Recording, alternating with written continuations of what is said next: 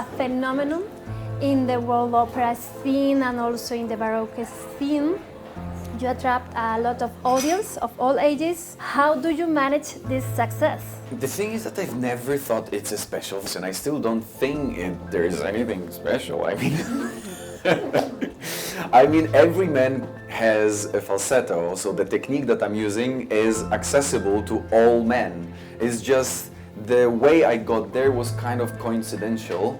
When I was like 15, 16, we established a small vocal ensemble, just a man vocal ensemble where we had bass baritone and tenors. And then we very quickly decided to move on to Renaissance pieces, and we had to sort of have those high voices. So we made a lottery, and me and my friend Piotr, we lost that lottery. I think it was manipulated because we were the youngest ones in the ensemble, so it was like, guys, something is not right. You know, this is the first thing. This is super cold and I cannot drink it. We were at the workshop with my choir and he said like, oh, you're a countertenor. I was like, oh, are you trying to offend me? Why? It surprised you. Why? What is this?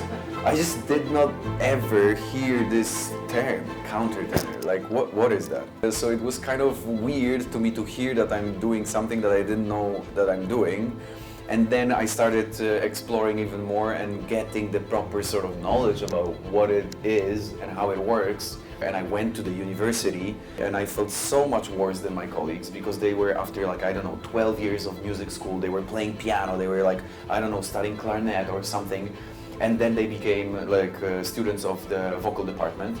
So they were much better vocal-wise, they were much more prepared technically in the meaning of the harmony, you know, all of those other things that I had no idea about. I knew that like when the black dots are going up, I have to be like, I felt like my colleagues are here and I was like, I'm like down here. So I spent literally all my day at the university. I was studying, I was trying to keep up with them, which was actually good, you know. You use the breakdancing to promote some of your concerts. I wouldn't say that. It's how people promote my concerts this way, you know? It's the press who always says countertenor who breakdances or breakdancer who is a countertenor.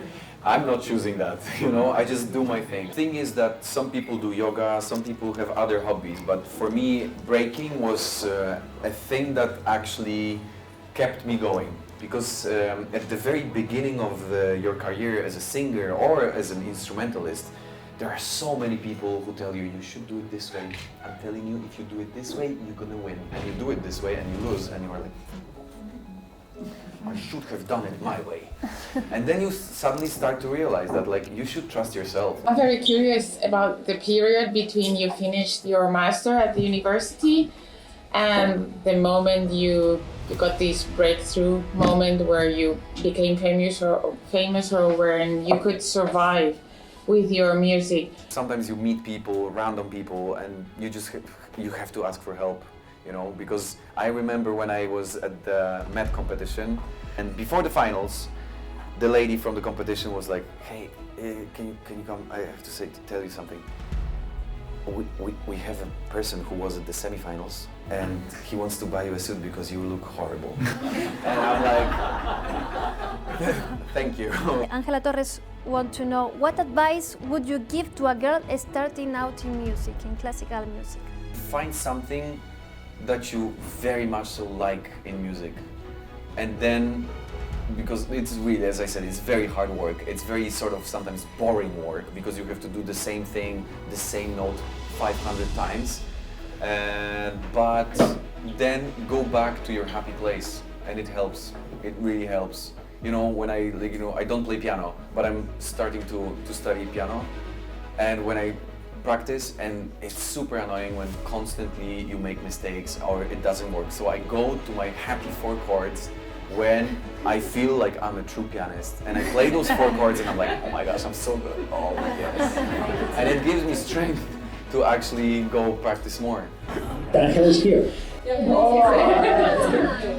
Maybe for her, like she's 9 years old, 8 years old, would you say the same? Yeah, because it's very important to keep the enthusiasm of it, because it's very easy to kind of kill in a child the sort of enthusiasm and excitement about music. It's constantly like practice, practice, practice. You have to be better, faster, no, slower.